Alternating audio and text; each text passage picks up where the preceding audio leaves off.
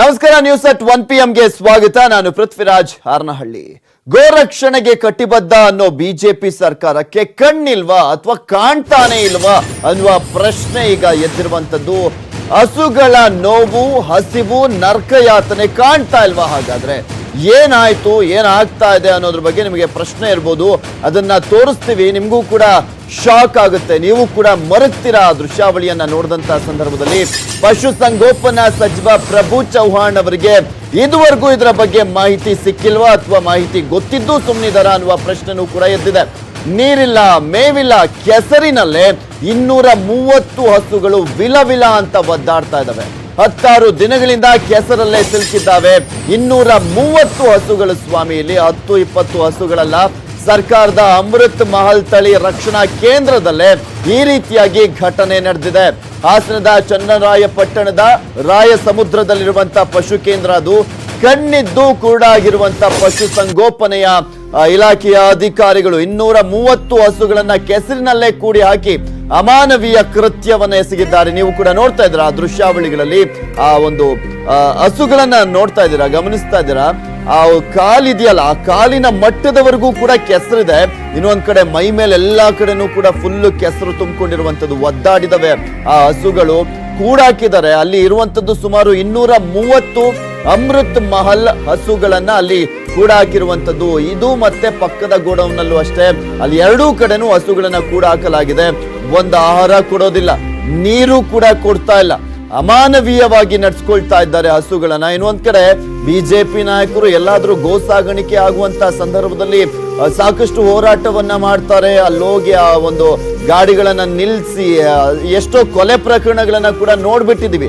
ಆದ್ರೆ ಈ ಹಸುಗಳ ಅಮಾನವೀಯ ಕೃತ್ಯ ನಿಮಗೆ ಕಾಣಿಸ್ತಾನೆ ಇಲ್ವಾ ಅಥವಾ ಕಣ್ಣಿದ್ದು ಕುರುಡಾಗಿರುವ ರೀತಿಯಲ್ಲಿ ವರ್ತಿಸ್ತಾ ಇದ್ದಾರಾ ಅನ್ನುವ ಪ್ರಶ್ನೆನೇ ಈಗ ಎದ್ದಿರುವಂತದ್ದು. ಅಟ್ಲೀಸ್ಟ್ ಈ ಒಂದು ವಿಚಾರ ಜಿಲ್ಲಾ ಉಸ್ತುವಾರಿ ಸಚಿವರು, ಹಾಸನ ಜಿಲ್ಲಾ ಉಸ್ತುವಾರಿ ಸಚಿವರಾಗಿರುವಂತಹ ಮಾಧುಸ್ವಾಮಿ ಅವರು ಪ್ರತಿಕ್ರಿಯೆಯನ್ನ ಕೊಡಬೇಕಾಗಿದೆ. ಯಾಕೆ ಈ ರೀತಿಯಾಗಿ ಅವರು ಮಾಡ್ಲಾಗ್ತಾ ಇದೆ, ಪಶು ಅಧಿಕಾರಿಗಳು ಯಾಕೆ ಈ ರೀತಿಯಾಗಿ ಕೂಡ ಹಾಕಿದ್ದಾರೆ, ಏನು ಎತ್ತ ಅನ್ನೋದ್ರ ಬಗ್ಗೆ ಅವರೇ ಈಗ ರಿಯಾಕ್ಷನ್ ಕೊಡ್ಬೇಕಾಗಿರುವಂತದ್ದು. ಯಾಕೆಂದ್ರೆ ಮಾಧುಸ್ವಾಮಿ ಅವರಿಗೂ ಕೂಡ ಚೆನ್ನಾಗಿ ಗೊತ್ತಿದೆ, ಹಳ್ಳಿಯಲ್ಲಿ ಬೆಳೆದಂತವ್ರು, ಅವರು ಹಿಂದೆ KMF ನ ಅಧ್ಯಕ್ಷರಾಗಿದ್ದಂತವರು ಕೂಡ.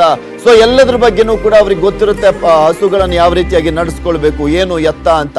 ಬಟ್ ಮಾಧುಸ್ವಾಮಿ ಅವರು ಯಾಕೆ ಸುಮ್ಮನಿದ್ದಾರೆ? ಇನ್ನು ಚನ್ನರಾಯಪಟ್ಟಣದ ಶಾಸಕರಾಗಿರುವಂತ ಬಾಲಕೃಷ್ಣ ಅವರಿಗೆ ಗೊತ್ತಿದ್ದು ಈ ರೀತಿಯಾಗಿ ಆಗಿದೆಯಾ ಅಥವಾ ಗೊತ್ತಿಲ್ಲದೇನೆ ಸುಮ್ಮನಾಗ್ಬಿಟ್ಟಿದಾರ ಅಥವಾ ನನ್ಗೂ ಇದಕ್ಕೂ ಸಂಬಂಧನೇ ಇಲ್ಲ ಅಂತ ಅವರು ಸುಮ್ಮನಾಗ್ಬಿಟ್ಟಿದಾರ ಅನ್ನುವ ಪ್ರಶ್ನೆನೂ ಕೂಡ ಇರುವಂತದ್ದು. ಹಾಗೆ ಪಶು ಸಂಗೋಪನಾ ಸಚಿವರು ಪ್ರಭು ಚವ್ಹಾಣ್ ಅವರಿಗೆ ಈ ಮಾಹಿತಿ ಇದೆಯೋ ಇಲ್ವೋ ಗೊತ್ತಿಲ್ಲ. ಸರ್, ಗಮನಿಸ್ತಾ ಇದ್ದೀರಾ ನೀವು ಕೂಡ, ಎಂತವರಾದ್ರೂ ಕೂಡ ಮರುಗಬೇಕು ಅಂತಹ ಒಂದು ದೃಶ್ಯಾವಳಿಯನ್ನ ನಾವು ನಿಮ್ಗೆ ತೋರಿಸ್ತಾ ಇರುವಂತದ್ದು.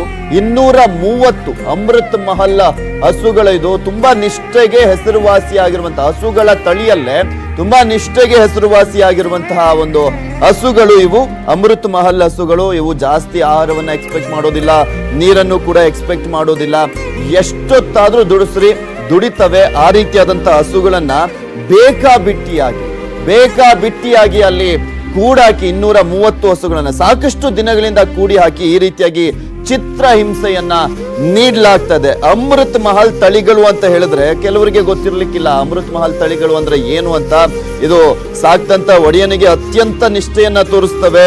ಗಂಟೆಗಳ ಕಾಲ ಆಹಾರ ನೀರು ಸೇವಿಸದೆ ಸಾಮಾನು ಸಾಗಿಸುವಂತ ಸಾಮರ್ಥ್ಯ ಈ ತಳಿಗಳಲ್ಲಿ ಕಂಡು ಬರ್ತದೆ. ಹಾಲು ವಿಶೇಷವಾಗಿ ನೀಡದಿದ್ರೂ ಕೂಡ ಆಕಳುಗಳು ಶ್ರಮದ ಕೆಲಸಕ್ಕೆ ಇಲ್ಲಿ ಉಪಯೋಗವಾಗ್ತವೆ. ಆ ಒಂದು ತಳಿಗಳಿಗೆ ಅಮೃತ್ ಮಹಲ್ ತಳಿಗಳು ಅಂತ ಕರೀತಾರೆ. 100 ವರ್ಷಗಳ ಇತಿಹಾಸ ಕೂಡ ಇರುವಂತದ್ದು ಈ ಅಮೃತ್ ಮಹಲ್ ತಳಿಗಳಿಗೆ. ಆದ್ರೆ ಅವನ್ನ ಯಾವ ರೀತಿಯಾಗಿ ನಡೆಸ್ಕೊಳ್ತಾ ಇದ್ದಾರೆ ನೋಡಿ, ಮೂಕ ಪ್ರಾಣಿಗಳು ಪಾಪ ಅವು. ಇನ್ನು ಈ ಕುರಿತಂತೆ ಹೆಚ್ಚಿನ ಡೀಟೇಲ್ಸ್ ಅನ್ನ ನೀಡ್ತಾರೆ ನಮ್ಮ ಹಾಸನದ ಪ್ರತಿನಿಧಿ ಅಶೋಕ್ ನಮ್ಮ ಜೊತೆ ದೂರವಾಣಿ ಸಂಪರ್ಕದಲ್ಲಿದ್ದಾರೆ. ಅಶೋಕ್, ನೋಡ್ತಾ ಇದ್ವಿ ಎಂತವರಾದ್ರೂ ಕೂಡ ಮರುಗಬೇಕು ಅಂತ ದೃಶ್ಯಾವಳಿಯನ್ನ ನೋಡ್ತಾ ಇದೀವಿ. ಯಾಕೆ ಈ ರೀತಿಯಾಗಿ ಬೇಕಾಬಿಟ್ಟಿಯಾಗಿ ಸಾಕ್ತಾ ಇದ್ದಾರೆ? ಯಾರಿದರ ಮೇಲೆ ಹೊಣೆಯನ್ನ ಹೊತ್ಕೊಳ್ಬೇಕಾಗಿರುವಂತವ್ರು ಅಂತ? ಪೃಥ್ವಿರಾಜ್, ಏನು ಪಶುಸಂಗೋಪನಾ ಇಲಾಖೆ ಏನು ಇದರ ಹೊಣೆಯನ್ನ ಹೊತ್ಕೋಬೇಕಾಗಿರುವಂತಹದ್ದು. ಅಮೃತ ಮಹಲ್ ನಲ್ಲಿ ಸುಮಾರು 250ಕ್ಕೂ ಹೆಚ್ಚು ವಿವಿಧ ಅಮೃತ್ ಮಹಲ್ ತಳಿಗಳು ಇಲ್ಲಿ ಏನು ಜಾನುವಾರುಗಳಿರುವಂತದ್ದು. ಮಳೆ ಬಂದ್ರೆ, ಬಿಸಿಲು ಬಂದ್ರೆ ನೆನೆತವೆ, ಮಳೆ ಬಂದ್ರೆ ನೆನೆತವೆ, ಬಿಸಿಲು ಬಂದ್ರೆ ಒಣಗುತ್ತವೆ. ಜೊತೆಗೆ ನೀರಿನ ಕೆಸರಿನಲ್ಲಿ ಸಂಪೂರ್ಣವಾಗಿ ಊದ್ಕೊಂಡಿವೆ. ಇದೇ ಮೊದಲೇ ಬರಲ್ಲ. ಇದು ಕಳೆದ ವರ್ಷದಿಂದಲೂ ಕೂಡ ಕಳೆದ ಸುಮಾರು 3-4 ವರ್ಷಗಳಿಂದಲೂ ಕೂಡ ಇದೇ ಪರಿಸ್ಥಿತಿ ಆಗಿರುವಂತದ್ದು. ಈ ಬಗ್ಗೆ ಸಂಬಂಧಪಟ್ಟಂತ ಅಧಿಕಾರಿಗಳನ್ನ ಪ್ರಯತ್ನ ಮಾಡಿದ್ರು ಕೂಡ ಅವರು ಕೂಡ ಯಾವುದೇ ಕ್ರಮವನ್ನ ಕೈಗೊಳ್ತಾ ಇಲ್ಲ ಅನ್ನುವಂಥದ್ದು. ಜೊತೆಗೆ ಇದೊಂದು ಐತಿಹಾಸಿಕ ಸ್ಥಳ. ಅದು ಇಂದಿನ ಮೈಸೂರಿನ ಮಹಾರಾಜರು ಅಮೃತ್ ಮಹಲ್ ಎನ್ನುವಂತ ತಳಿಯನ್ನ ಅದು ನಶಿಸಿ ಹೋಗ್ತಿತ್ತು, ಅದನ್ನ ಉಳಿಸಿ ಬೆಳೆಸಲಿಕ್ಕೆ ಎಷ್ಟು ದಿನದಿಂದ ಈ ರೀತಿಯಾಗಿ ಕೂಡಿ ಹಾಕಿದ್ದಾರೆ. ಯಾಕೆಂದ್ರೆ ಅಲ್ಲಿ ಪಾಪ ಅವು ಕುತ್ಕೊಳ್ಳಕ್ಕೂ ಆಗೋಲ್ಲ. 230 ಹಸುಗಳು ಅಂದ್ರೆ ನಿಂತ್ಕೊಂಡ್ರೇನೆ ಜಾಗ ಆಗ್ತಾ ಇಲ್ಲ, ಕುತ್ಕೊಂಡ್ರೆ ಇನ್ಯಾವ ರೀತಿಯಾಗಿ ಪರಿಸ್ಥಿತಿ, ಅದು ಕಾಲಿನ ಮಟ್ಟದವರೆಗೂ ಕೂಡ ಕೆಸರಿದೆ. ಸುಮಾರು ಈಗಂದ್ರೆ ಮೊನ್ನೆ ಮಳೆ 2 ದಿನಗಳಿಂದ ಮಳೆ ಬಂದಂತ ಸಂದರ್ಭದಲ್ಲಿ ಈ ರೀತಿ ಪರಿಸ್ಥಿತಿ ಇಲ್ಲಿ ಆಗಿರುವಂತದ್ದು.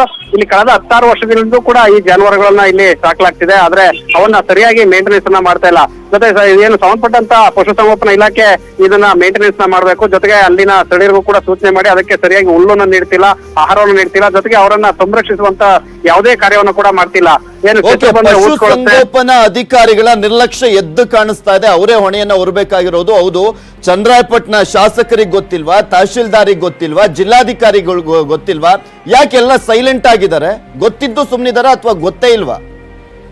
ಅಂದ್ರೆ ಈ ಬಗ್ಗೆ ಗೊತ್ತಿದೆ, ಅವ್ರು ಗೊತ್ತಿದ್ರು ಕೂಡ ಅವರು ಯಾವುದೇ ಕ್ರಮವನ್ನ ಕೈಗೊಳ್ತಿಲ್ಲ ಅನ್ನುವಂಥದ್ದು. ಸ್ಥಳೀಯ ಶಾಸಕರು ಕೂಡ ಇದ್ರ ಬಗ್ಗೆ ಗಮನ ಹರಿಸ್ತಾ ಇಲ್ಲ. ಜೊತೆ ಇಂದಿನ ಮೈಸೂರು ಮಹಾರಾಜರು ಇದನ್ನ ಅಮೃತ್ ಮಹಲ್ ತಳಿಯನ್ನ ಉಳಿಸ್ಲಿಕ್ಕೆ 1452 ಎಕರೆ ಜಮೀನನ್ನ ಇಲ್ಲಿ ಅಮೃತ್ ಮಹಲ್ ತಳಿಗೋಸ್ಕರ ಅವರು ಬಿಟ್ಟಿದ್ದಾರೆ. ಈ ದೇವನ ಗುರುತು ಮಾಡಿ ಇದನ್ನ ಸಂರಕ್ಷಣೆ ಮಾಡಕ್ಕೆ ಬಿಟ್ಟಿದ್ದಾರೆ. ಆದ್ರೆ ಇಂದಿನ ಕಾಲದಲ್ಲಿ ಕಳೆದ 16 ವರ್ಷದ ಹಿಂದೆ ಚೆನ್ನಾಗಿ ಮೇಂಟೈನ್ ಮಾಡ್ತಿರೋ, ಆದ್ರೆ ಈಗ ಇತ್ತೀಚಿನ ದಿನಗಳಲ್ಲಿ ಅಮೃತ್ ಮಹಲ್ ತಳಿ ಯಾವುದೇ ಸಂರಕ್ಷಣೆಯನ್ನ ಮಾಡ್ತಿಲ್ಲ. ಇದು ಸಂಪೂರ್ಣ ನಶಿಸಿ ಹೋಗ್ತಾ ಇರುವಂತಹ ಒಂದು ತಳಿ ಇದು. ಆದ್ರೆ ಇಲ್ಲಿ ಮಾತಾಡ್ತೀನಿ. ಈಗ ನಮ್ ಜೊತೆ ಹಾಸನ ಜಿಲ್ಲಾಧಿಕಾರಿಗಳಾಗಿರುವಂತ ಗಿರೀಶ್ ಅವರು ನಮ್ ಜೊತೆ ದೂರವಾಣಿ ಸಂಪರ್ಕದಲ್ಲಿದ್ದಾರೆ. ಗಿರೀಶ್ ಅವರೇ, ನೋಡ್ತಾ ಇದ್ರಿ, ನಾವು ತೋರಿಸ್ತಾ ಇದ್ವಿ ದೃಶ್ಯಾವಳಿಗಳಲ್ಲಿ 230 ಹಸುಗಳು, ರಾಸುಗಳನ್ನ, ಅಮೃತ್ ಮಹಲ್ ರಾಸುಗಳನ್ನ ಕೂಡ ಹಾಕಲಾಗಿದೆ ಒಂದ್ ಕಡೆ. ಇದುವರೆಗೂ ಹೊರಗೂ ಬಿಟ್ಟಿಲ್ವಂತೆ 3-4 ದಿನದಿಂದ. ಸರ್, ಅದ್ ನಿಮ್ ಗಮನಕ್ಕೆ ಬಂದಿದ್ಯಾ? ನನಗೆ ಇವತ್ತು ಬೆಳಗ್ಗೆ ಗಮನಕ್ಕೆ ಬಂದಿದೆ. ಈಗ ಅವನ್ನ ಬೇರೆ ಕಡೆ ಶಿಫ್ಟ್ ಮಾಡ್ತಾ ಇದಾರಂತೆ. By the end of the day ಅದು ಫುಲ್ ಶಿಫ್ಟಿಂಗ್ ಕಂಪ್ಲೀಟ್ ಆಗುತ್ತೆ.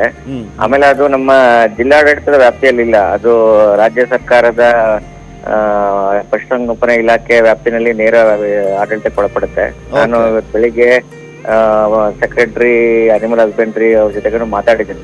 ಅವರು ಕೂಡಲೇ ಕ್ರಮ ತೆಗೆದುಕೊಳ್ಳುವಾಗಿ ಭರವಸೆ ನೀಡಿದ್ದಾರೆ.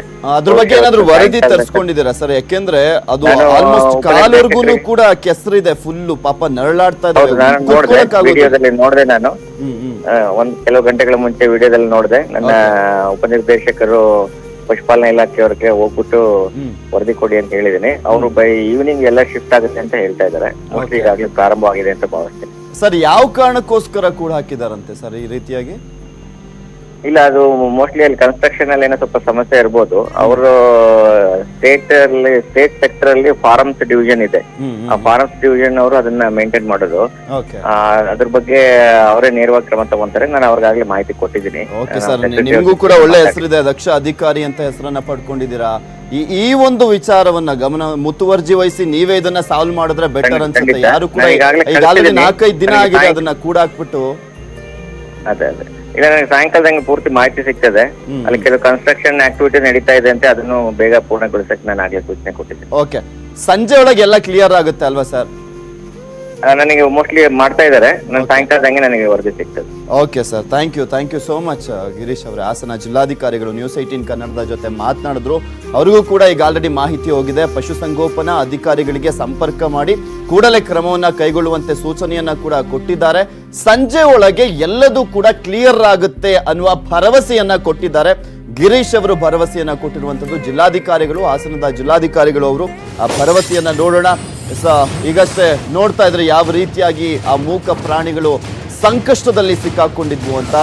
ನ್ಯೂಸ್ 18 ವರದಿ ನೋಡಿ ಕ್ರಮಕ್ಕೆ ಈಗ ಮುಂದಾಗಿದ್ದಾರೆ DC ಜಿಲ್ಲಾಧಿಕಾರಿಗಳಾಗಿರುವಂತ ಗಿರೀಶ್ ಅವರು. ಸಂಜೆಯೊಳಗೆ ಹಸುಗಳ ರಕ್ಷಣೆಯ ಭರವಸೆಯನ್ನ ಕೊಟ್ಟಿದ್ದಾರೆ ಗಿರೀಶ್ ಅವರು. ನ್ಯೂಸ್ 18 ಕನ್ನಡದ ವರದಿಗೆ ಸ್ಪಂದಿಸಿರುವಂತದ್ದು. ನಮ್ಮ ಪ್ರತಿನಿಧಿ ಕೂಡ ಅವರಿಗೆ ವರದಿಯನ್ನ ಮುಟ್ಟಿಸಿದ್ರು. ಸರ್, ಈ ರೀತಿಯಾಗಿ ಆಗಿದೆ, ಏನ್ ಕ್ರಮ ಕೈಗೊಳ್ತೀರಾ, ಯಾಕೆ ಈ ರೀತಿಯಾಗಿ ಆಗ್ತಾ ಇದೆ, ಅಟ್ಲೀಸ್ಟ್ ನೀವಾದ್ರೂ ಮುತುವರ್ಜಿ ವಹಿಸಿ ಕ್ರಮವನ್ನ ಕೈಗೊಳ್ಳಿ ಅಂತ ಸೂಚನೆಯನ್ನ ಅಂದ್ರೆ ನಾವು ಕೂಡ ಮಾಹಿತಿಯನ್ನ ಕೊಟ್ಟಿದ್ವಿ DC ಆಗಿರುವಂತ ಗಿರೀಶ್ ಅವರಿಗೆ. ಈಗ ಅವರು ಕ್ರಮವನ್ನ ಕೈಗೊಳ್ಳುವಂತ ಭರವಸೆಯನ್ನ ಕೊಟ್ಟಿದ್ದಾರೆ. ಈಗ ಆಲ್ರೆಡಿ ಮಾತಾಡ್ತೀನಿ ಅಂತ ಕೂಡ ಹೇಳಿದ್ದಾರೆ ಹಾಸನ ಜಿಲ್ಲಾಧಿಕಾರಿಗಳಾಗಿರುವಂತ ಗಿರೀಶ್ ಅವರು.